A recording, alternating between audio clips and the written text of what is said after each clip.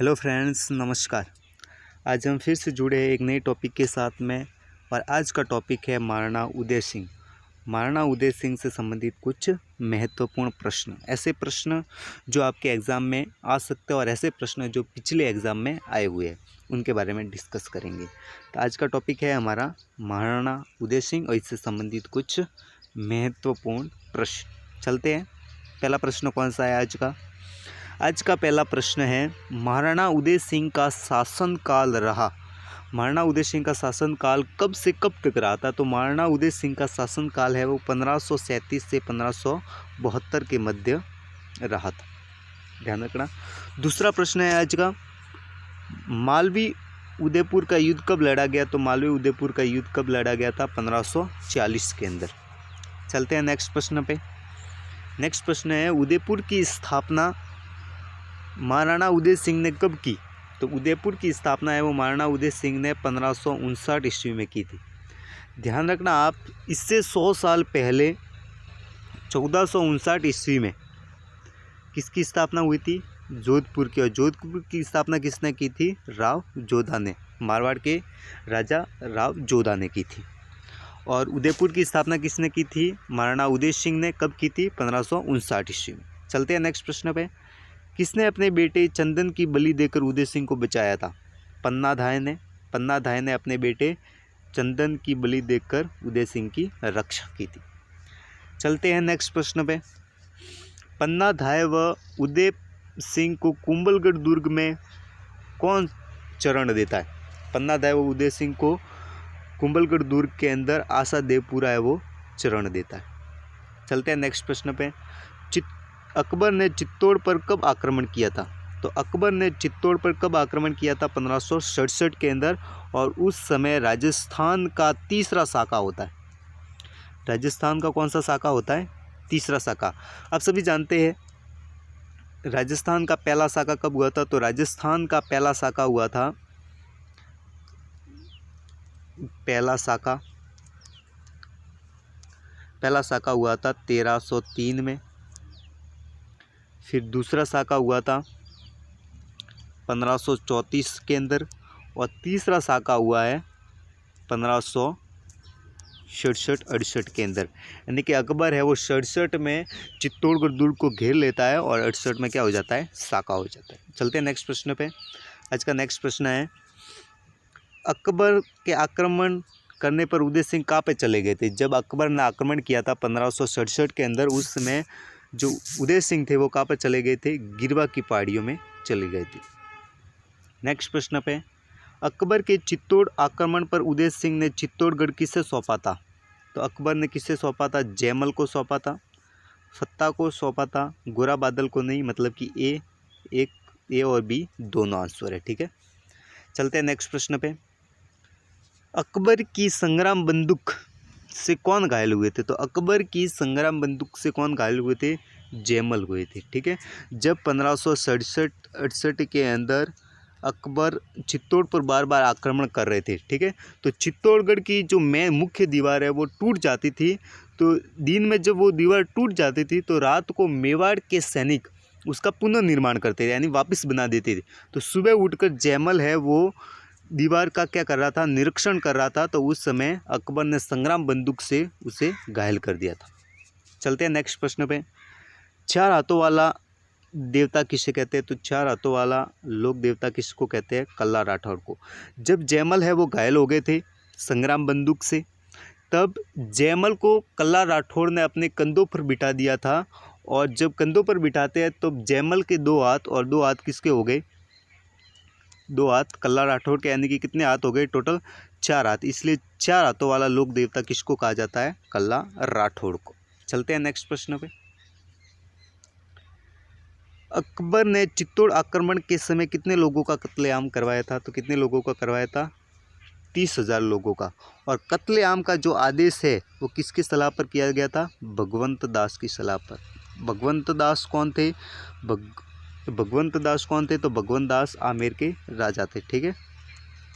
भगवंत दास की सलाह पे करवाया था। ठीक है, कत्लेआम का आदेश। चलते हैं नेक्स्ट प्रश्न पे।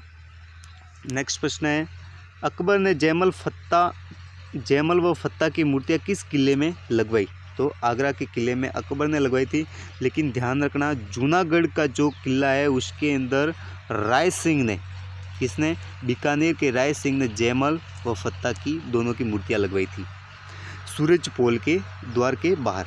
चलते हैं नेक्स्ट प्रश्न पे। और जो आगरा में जो मूर्तियाँ अकबर ने लगवाई थी वो औरंगजेब जब हिंदुस्तान का मुगल बादशाह बनता है तो वो मूर्तियाँ वो क्या कर देता है? तुड़वा देता है। लेकिन जो राय सिंह ने बीकानेर जूनागढ़ दुर्ग के अंदर लगवाई थी वो वर्तमान में भी मौजूद है। चलते हैं नेक्स्ट प्रश्न पे। राजस्थान के किस जिले में जयमल व फत्ता की मूर्तियाँ स्थित है? देखो ये प्रश्न आ गया, तो किस जिले का मतलब ये दुर्ग के अंदर है, ठीक है, ध्यान रखना, किस दुर्ग के अंदर है? तो किस दुर्ग के अंदर है? जूनागढ़ दुर्ग के अंदर। और जूनागढ़ दुर्ग कहाँ पर स्थित है? मैंने अभी बताया, बीकानेर के अंदर। और किसने लगवाई थी ये मूर्तियाँ? राय सिंह ने, बीकानेर के राजा राय सिंह ने। और वर्तमान में भी ये मूर्तियाँ मौजूद है। नेक्स्ट प्रश्न है, उदय सिंह की छतरी कहाँ पे बनी हुई है? तो उदय सिंह की छतरी कहाँ पे बनी हुई है? गोगुंदा के अंदर, ठीक है। चलते हैं नेक्स्ट प्रश्न पे। मेवाड़ पर विक्रमादित्य का शासनकाल रहा। तो मेवाड़ पर विक्रमादित्य का शासनकाल कब से कब तक रहा? 1531 से 1536 के मध्य। चलते हैं नेक्स्ट प्रश्न पे। विक्रमादित्य का संरक्षक कौन बना? तो विक्रमादित्य का संरक्षक है वो उसकी माता बनी थी, उसकी माता का क्या नाम था? आड़ी रानी कर्मावती, ठीक है। और ये कहाँ की थी? ये कहाँ की थी? बूंदी की थी, ध्यान रखना। चलते हैं नेक्स्ट प्रश्न पे। 1533 में रानी कर्मावती कौन सा किला देकर गुजरात के बहादुर शाह से संधि करती है? बहादुर शाह का जो पहला आक्रमण हुआ था वो 1533 के अंदर हुआ था। जो पहला आक्रमण हुआ था उससे रानी कर्मावती है वो संधि कर लेती है और संधि में रणथंभौर दुर्ग है वो दे देती है। लेकिन एक साल के बाद यानी कि 1534 के अंदर जो बहादुर शाह, गुजरात के बहादुर शाह थे, वो वापस चित्तौड़ पर आक्रमण करते हैं। और जब वापस चित्तौड़ पर आक्रमण करते हैं तब चित्तौड़गढ़ का कौन सा शाखा होता है? दूसरा शाखा होता है। चलते हैं नेक्स्ट प्रश्न में। चित्तौड़ का दूसरा शाखा कब हुआ? 1534 के अंदर। आक्रमणकारी कौन था? आक्रमणकारी कौन था? बहादुर शाह, गुजरात के बहादुर शाह थे वो आक्रमणकारी थे, ध्यान रखना, ठीक है।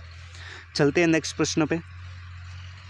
चित्तौड़ के दूसरे शाखे में केसरिया किसने किया था? अब देखो जो शाखा होता है, शाखा में एक तो जौहर करते हैं और एक क्या करते हैं? केसरिया करते हैं। तो जो दूसरा शाखा हुआ था इसमें जो जौहर किया था, क्या किया था? जौहर, वो किसने किया था? कर्मावती ने, आड़ी रानी कर्मावती ने। और जो केसरिया किया था वो केसरिया किसने किया था? बाघ सिंह ने किया था, ठीक है। नेक्स्ट प्रश्न पे आज का लास्ट वाला प्रश्न है, विक्रमादित्य की हत्या किसने की थी? तो विक्रमादित्य की हत्या किसने की थी? बनवीर ने की थी। चलते हैं नेक्स्ट प्रश्न। तो आज की क्लास यहीं पे समाप्त होती है। मैं आपको कुछ सामान्य जानकारी और देता हूँ, समझना इसको। जब तीसरा शाखा हुआ था चित्तौड़गढ़ दुर्ग पे, कौन सा शाखा हुआ था? तीसरा शाखा हुआ था, उस समय की घटना है ये। जो तीसरा शाखा हुआ था, ध्यान रखना, एक मिनट,